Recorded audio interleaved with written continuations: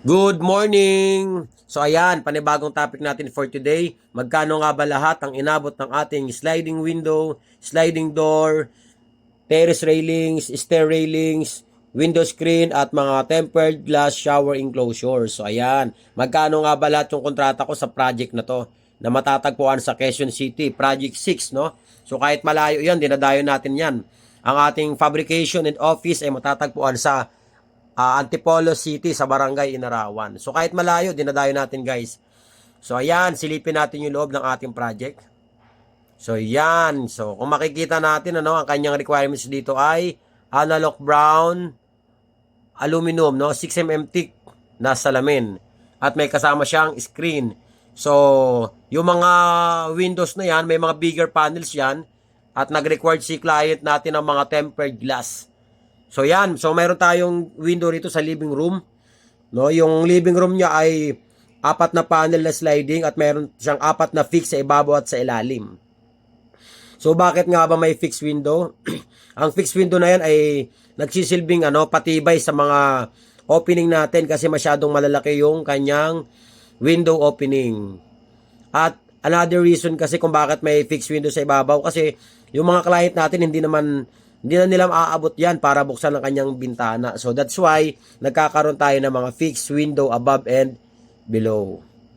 So ayan si Lawrence, no, tinatanggal na yung mga sticker, nag-i-inspection na siya at tinetest niya na lahat ng mga windows natin para makita kung mayroon bang problema. So ayan.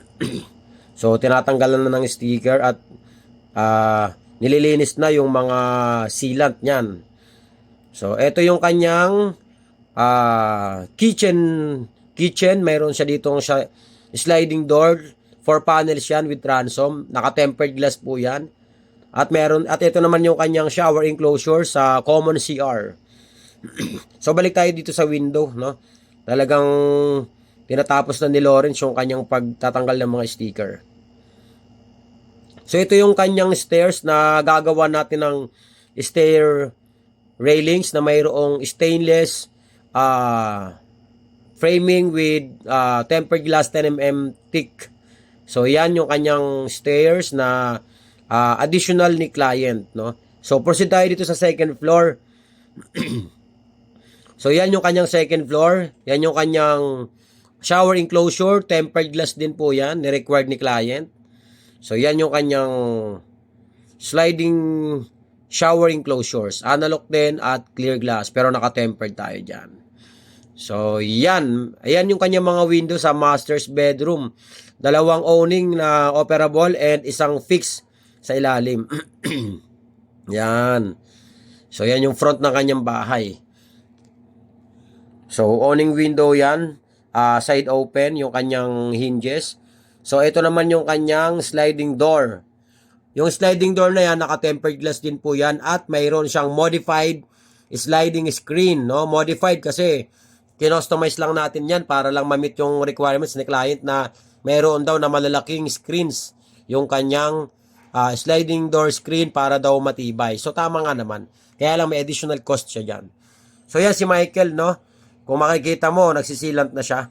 So ito naman yung ating mga window screens, no? So ang mga window screens na yan hindi pa na-install. Bakit? Kasi may pagkukulang dito si contractor, no? ang ang screen kasi na yan dapat ay ikinakabit pag mayroon ng grills.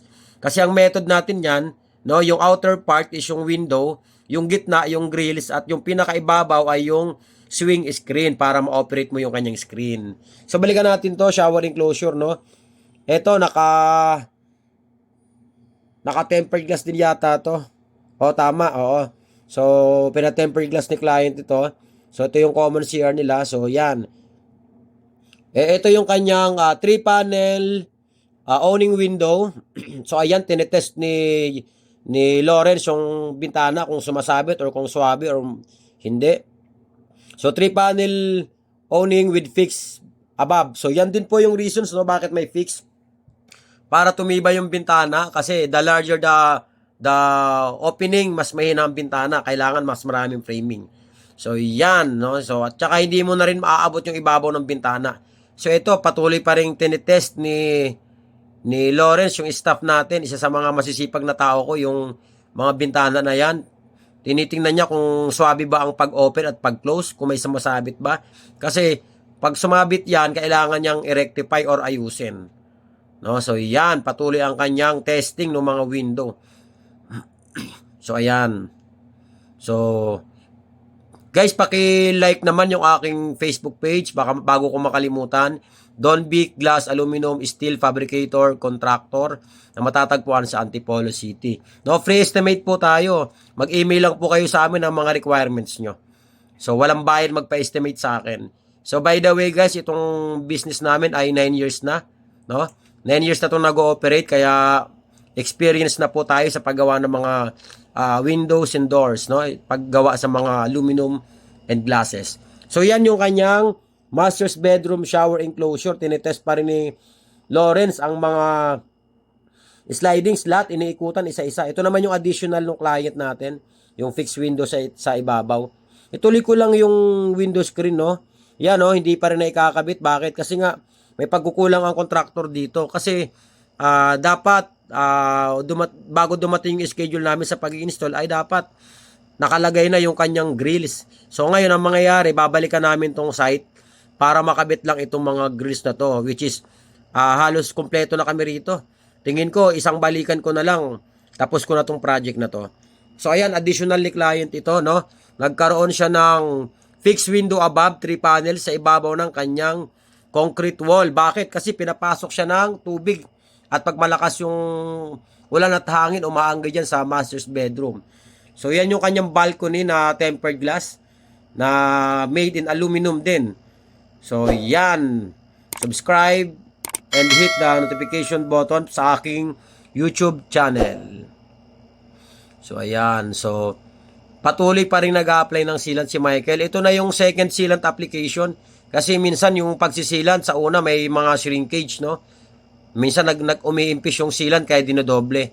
So, yan. Nasa outer part na siya ng pagsisilant. So, eto talagang sinisigurado natin na walang tatagas na tubig, no? Sa lahat ng ating trabaho. Ganito tayo magtrabaho.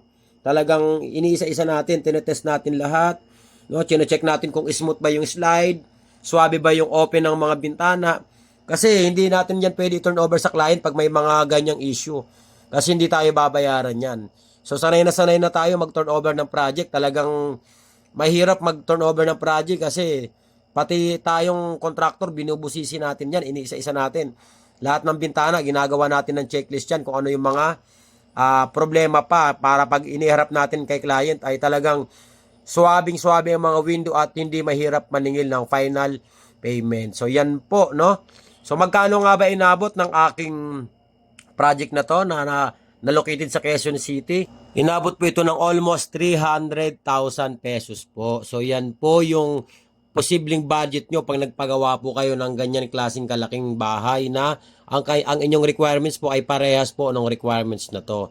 So yun lamang po. Maraming salamat po sa inyong panonood at sana po may na-share ako sa inyong bagong kaalaman. Thank you for watching. Bye-bye!